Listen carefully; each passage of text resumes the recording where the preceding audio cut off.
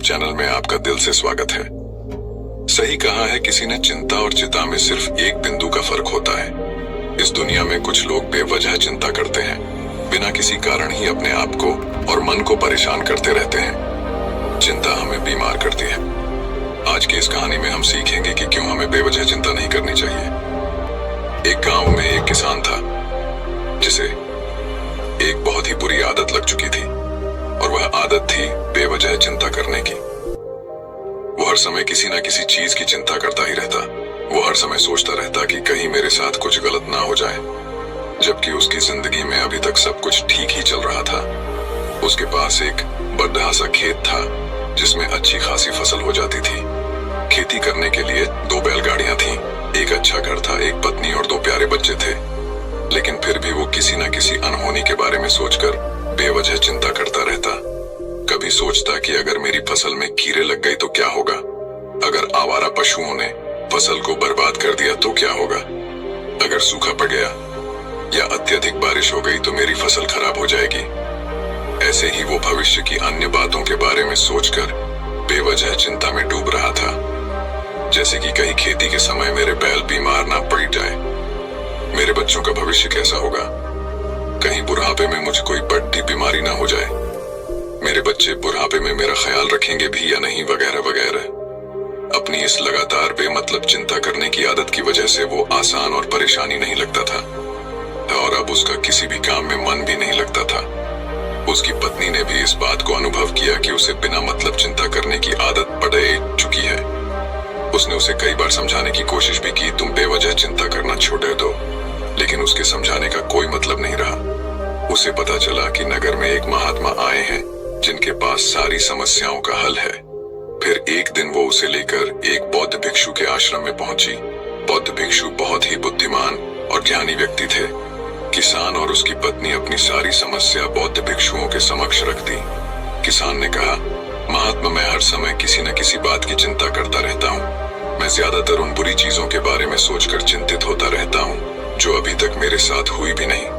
किसान की समस्या को पूरे ध्यान से सुनने के बाद बौद्ध भिक्षु ने कहा, ठीक है, तुम दोनों कल सुबह आना और फिर मैं तुम्हें तुम्हारी समस्या का समाधान बता दूंगा।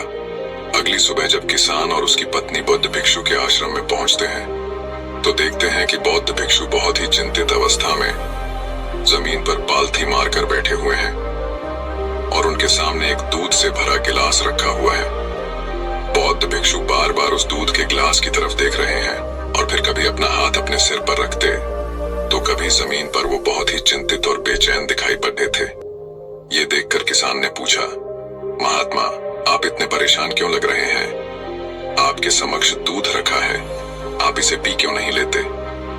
महात्मा बोले, मुझे चिंता हो रही है कि कहीं इस दूध को बिल्ली ना पी जाए या फिर मैं कहीं जाऊं और तो क्या पता या दूध कहीं गिर जाए।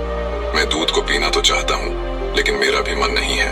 मैं तो यही सोच रहा हूँ कि अगर ये दूध खराब हो गया या कोई गंदी चीज इस पे पच गया तो फिर क्या होगा? इतना सुनकर किसान जोर जोर से हंसने लगा। किसान ने हंसते हुए कहा, इसमें इतनी चिंता करने वाली कौन सी बात है? ये दूध ही तो है।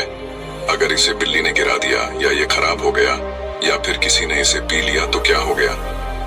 ये आपको दोबारा मिल जाएगा और वैसे भी आपका चिंता करना व्यर्थ है, क्योंकि ना तो अभी इसे बिल्ली ने गिराया है, ना ही खराब हुआ है और ना ही अभी इसे किसी ने पिया है, और हो सकता है कि भविष्य में ऐसा हो भी ना। किसान के मुंह से ये बातें सुनकर बौद्ध भिक्षु मुस्कुराए और बोले, मैं भी तो तुम्हें ही यही समझाने का प्रयास कर रहा हूँ कि भविष्य की उन घटनाओं की चिंता करना व्यर्थ है जो अभी हमारे साथ हुई ही नहीं और बहुत बड़ी संभावना है कि वो कभी होगी भी नहीं, और अगर हो भी गई तो जिस चीज को तुम एक बार हासिल कर सकते हो उसे तुम दोबारा भी हासिल कर सकते हो, और अगर नहीं कर पाए तो कोई बात नहीं, क्योंकि समस्याओं के आने के साथ ही उन समस्याओं का सामना करने की हिम्मत भी अपने आप ही आ जाती है। उन समस्याओं का सामना करने की हिम्मत भी अपने आप ही आ जाती है। ये बातें सुनने के बाद किसान को लगा जैसे किसी ने उसके गाल पर एक थप्पड़ मारकर उसे नींद से जगा दिया हो। उसे महसूस हुआ कि वो भी तो यही गलती कर रहा है, वो भी तो भविष्य की उन घटनाओं के बारे में सोचकर चिंतित हो रहा है जो अभी तक घटी ही नहीं और शायद कभी घटेगी नहीं। वो और फिर बौद्ध भिक्षु के चरणों में गिर पड़ा और कहने लगा, इतनी आसान में मुझे मेरी गलती का एहसास करवाने के लिए आपका बहुत बहुत धन्यवाद और मैं आज से पूरा प्रयास करूंगा। मैं बेवजह चिंता करना बंद कर दूंगा। जापान में एक लोकप्रिय कहावत है, अगर तुम चल रहे हो तो सिर्फ चलो, अगर तुम खा रहे हो तो सिर्फ खाओ, लेकिन एक समय में सिर्फ एक ही काम करो, चिंता न करो। इस लोकप्रिय कहावत के अर्थ ने मुझे हैरान कर दिया था और सच कहूं तो मुझे ऐसा लगता है कि कहावत के अर्थ में ही वो राज छुपा है जिसे अगर किसी ने अच्छे से समझ लिया और अपने जीवन में उतार लिया तो वो चिंता के बंधन से ही हमेशा हमेशा के लिए मुक्त हो जाएगा। इस कहावत के अर्थ के बारे में हम आगे बात करेंगे, लेकिन उससे पहले देखते हैं कि हमारे दिमाग में इस तरह के विचार ज्यादा चल रहे होते हैं। पहला, क्या मैंने ये काम सही से किया? दूसरा, क्या मैं इसे और बेहतर कर सकता था? तीसरा, इसका परिणाम क्या होगा? और चौथा, लोग मेरे और मेरे काम के बारे में क्या सोच रहे होंगे? ये ऐसे कुछ विचार हैं जो हमारे दिमाग की सिस्टम में ज्यादातर समय चलते रहते हैं, लेकिन हमें पता नहीं चलता क्योंकि हमने इन विचारों के साथ जीना सीख लिया है और हमारा दिमाग काम भी ऐसे ही करता है कि अगर हमने इसे किसी काम को कई बार करवा लिया तो फिर ये उसे अपनी आदत बना लेता है और फिर हमारे चाहे बिना भी उस काम को करने का प्रयास करता है।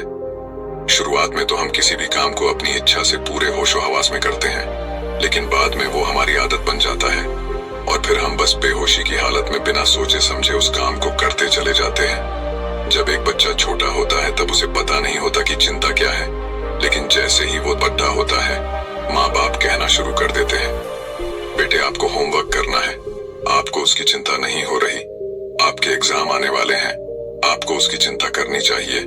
और ऐसे ही न जाने कितनी सारी चीजों के लिए बच्चों के आसपास के लोग उसे चिंता करने के लिए कहते हैं और वो छोटा बच्चा इस बात को मान लेता है।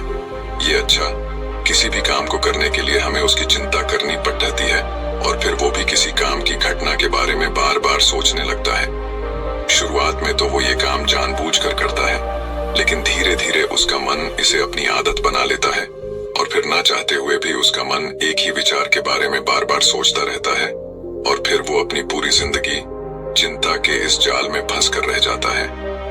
लेकिन अब प्रश्न ये उठता है कि इसका समाधान क्या है? तो इसका समाधान है ऊपर बताई गई जिन कहावत का अर्थ यानी जागरूकता। हमें अपने विचारों के प्रति जागरूक होना पड़ेगा। हमें थोड़ी देर रुककर इस बात पर ध्यान देना होगा कि कहीं हम न चाहते हुए भी एक ही घटना के बारे में तो बार बार नहीं सोच रहे हैं। हमें पूरी जागरूकता के साथ ये देखने का प्रयास करना होगा कि पूरे दिन हमारे अंदर इस तरह के विचार उठते रहते हैं। अब आप पूछ सकते हैं, केवल जागरूकता क्या करेगी? मैं कहता हूं यह काफी है।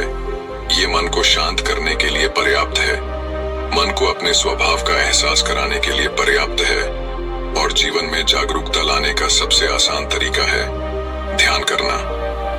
ध्यान करने के दौरान अपने विचारों पर ध्यान देना, और जब आप पूरी जागरूकता के साथ अपने विचारों पर ध्यान देना शुरू कर देंगे तब आप पाएंगे कि आपके मन में चलने वाले गैर जरूरी विचार एक एक करके अपने आप ही गायब होना शुरू हो जाएंगे और फिर आप एक आनंदित और शांत जीवन अनुभव कर पाएंगे। बाकी अगर ये कहानी आपको अच्छी लगी हो तो इस वीडियो को लाइक करें और ऐसी और कहानी सुनने के लिए डे इंस्पायर्ड यूट्यूब चैनल को सब्सक्राइब करें।